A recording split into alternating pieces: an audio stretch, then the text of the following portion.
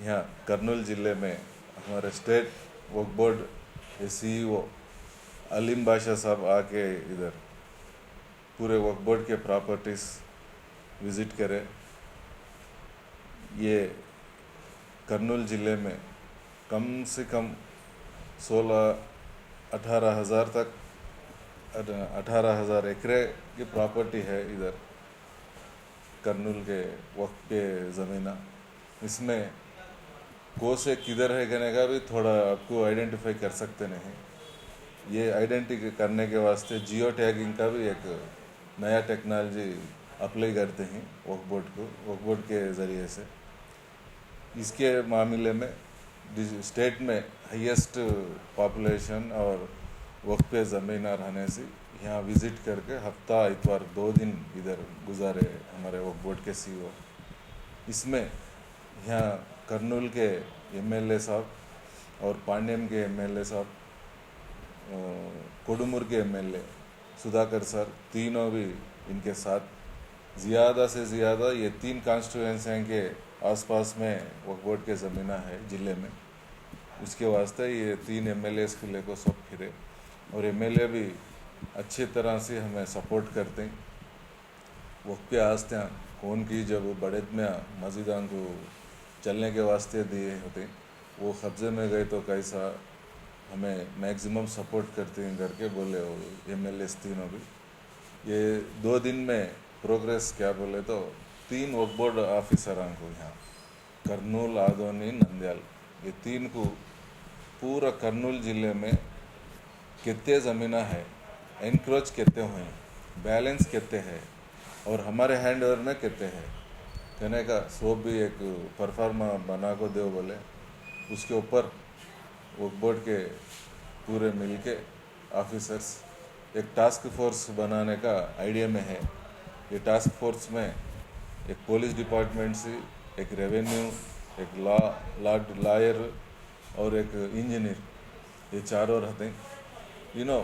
कहाँ क्या प्रॉब्लम है तो इमीडिएट वो एरिया में जाना, चेक करना, लोकल लीडर से, लोकल पुलिस स्टेशन से उनका मदद लेको वो एरिया में क्या है सो क्लियर पिक्चर बताने को चांसेस रहते हैं।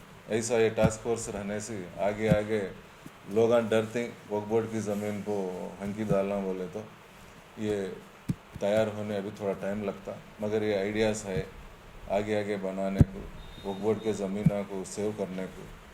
इसमें अब प्रेजेंट गवर्नमेंट भी अच्छा सपोर्ट दे तुम बोल के बोलते हैं। इसके साथ साथ थोड़े फंड्स भी कम है। अब वक्फ बोर्ड के साइट्स आइडेंटिटी करे के बाद इमीडिएट से उसे फेंसिंग डाल लेने तो फिर मामूली होता। उसके वास्ते 24 करोड़ को गवर्नमेंट को अप्लाई कर को है। वो जल्द से जल्द हमारे माइनॉरिटी MLAs कोशिश कर को जल्दी वो 24 करोड़ आए तो हमना भी कहाँ ज़मीन हमारे है कि इमीडिएट से उसे फेंसिंग डालने को आसान होता। फिर भी लोकल में है सो म्यूनसिपल लिमिट्स में को से ज़मीन है कि म्यूनसिपल कमिश्नर्स को एक रिक्वेस्ट लेटर रख तुम बोले CEO साहब, उनके ज़रिए से उनके फंड से वो प्रेजेंट कैसा उनके पार्क आइडेंटिटी कर को फेंसिंग डालते हैं कि वैसा ये ज़मीना को भी उनके ज़रिए से फेंसिंग डालने की कोशिश करते हैं। इंशाअल्लाह आगे आगे हो सकता। इसमें पब्लिक भी थोड़ा ओनली हमें ऑफिसर कहते रहते हैं, डिस्ट्रिक्ट सब मिले तो 10-12 ऑफिसर्स रहते हैं हमें।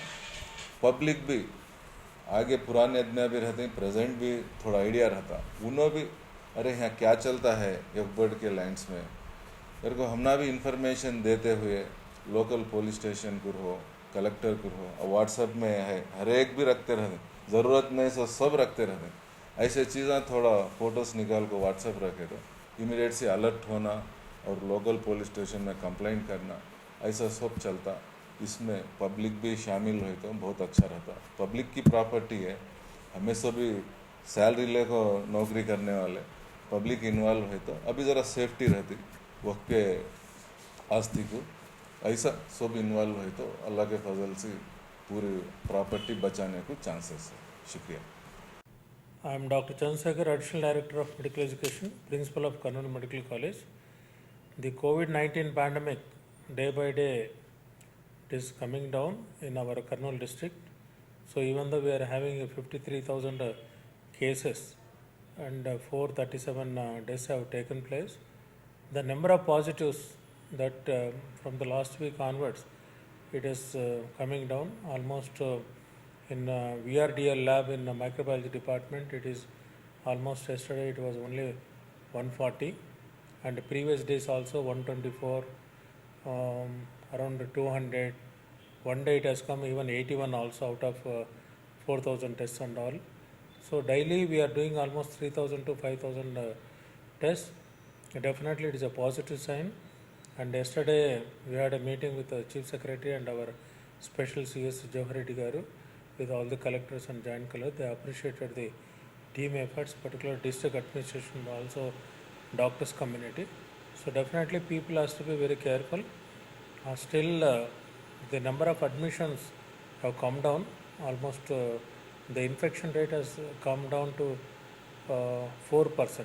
Actually earlier it was 20-25%, and number of cases are coming down even in the hospital also. Earlier every day it used to be 100 cases every day. Now it has come to 20 or 30 cases a day.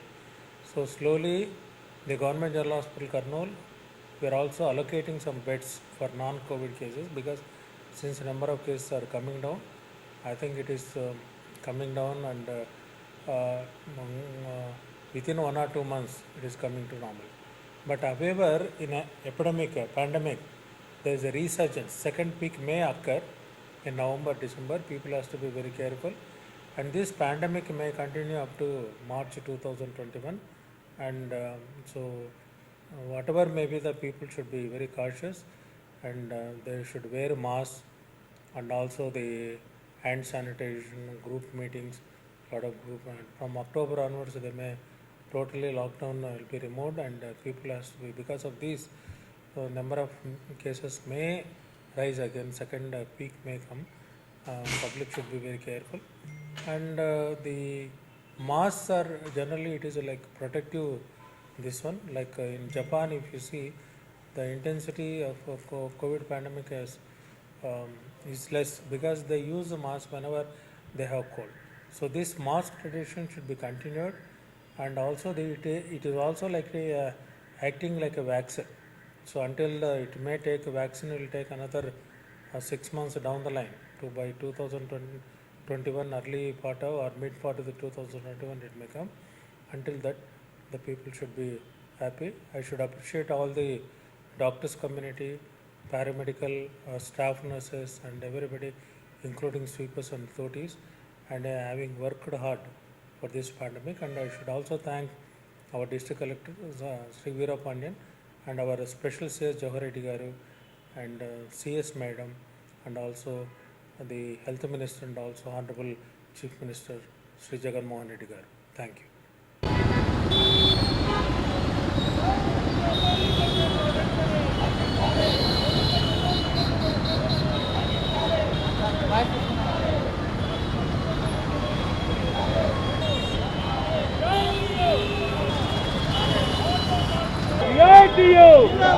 Auto కార్మికుల ఐక్యత,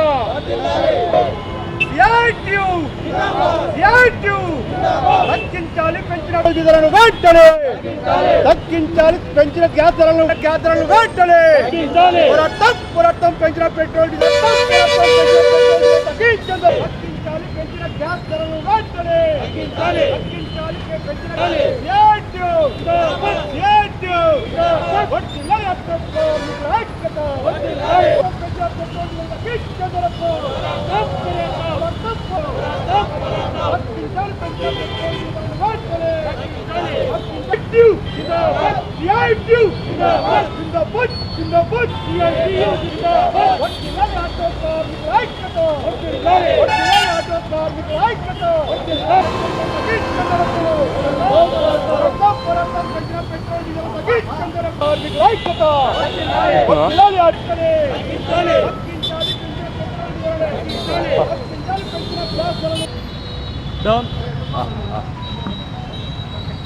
రవాణా కార్మికుల పైన కేంద్ర రాష్ట్ర ప్రభుత్వాలు పగబట్టినట్లుగా వ్యవహరిస్తూ ఉన్నాయి.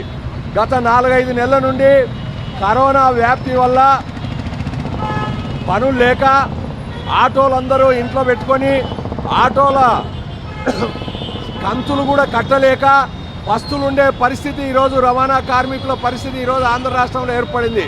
ఇలాంటి పరిస్థితుల్లో ఆటో కార్మికులను రవాణా కార్మికులను ఆదుకోవాల్సినటువంటి కేంద్ర రాష్ట్ర ప్రభుత్వాలు కార్మికులు కష్టాల్లో ఉండే టైంలో కార్మికుల పైన భారాలు వేస్తూ ఉన్నారు.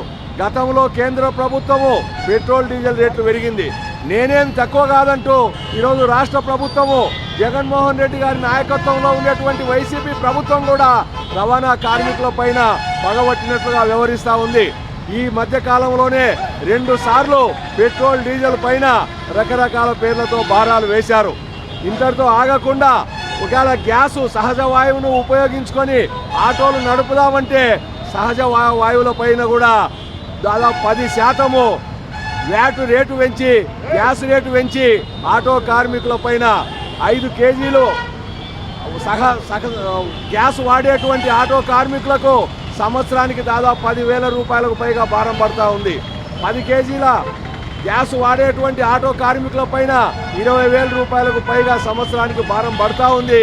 కాబట్టి అట్లాగే పెట్రోల్ డీజిల్ రేట్ల పైన పెంచినటువంటి భారాలన్నీ తగ్గించాలని చెప్పి సిఐటిగా రాష్ట్ర కేంద్ర ప్రభుత్వాలను కోరుతా ఉన్నాం. ఈరోజు భారతదేశంలో ఏ రాష్ట్రంలోని విధంగా మరి ఈ జగన్ ప్రభుత్వ పరిపాలనకు సంబంధించిన ఈ రాష్ట్రంలోనే ఈ పెట్రోల్ డీజిల్పై సెస్ పెంచడం చాలా బాధాకరం. ఎందుకంటే ఒక పక్క 10,000 రూపాయలు ఆటో కార్మికులకు ఇస్తున్నామని చెప్పేసి మరొక పక్క పెట్రోల్ రూపంలో మరి ధరలు పెంచి సెస్సులు పెంచి మరి ఈ రకంగా ప్రభుత్వాలు దోచుకుంటున్నాయి. మరి ఆటో కార్మికులకు ఒక పక్క లక్షలాది కోట్ల రూపాయలు ఖజానాలో ఉన్నా కూడా వాళ్ళకి సంక్షేమ బోర్డు ఏర్పాటు చేద్దాము అని ఆలోచించకుండా కూడా వాళ్ళని గండి కొట్టాలా, వాళ్ళ కడుపు కొట్టాలనే ఆలోచనలో రాష్ట్ర ప్రభుత్వం ఉంది. మరి తక్షణమే ఈ ప్రభుత్వం స్పందించి ఆటో కార్మికులను దృష్టిలో పెట్టుకొని ఈ పెంచిన సెస్సుని రద్దు చేయాలని చెప్పేసి సిఐటి ఆటో యూనియన్గా డిమాండ్ చేస్తున్నాం. B Radhakrishna, auto union city secretary.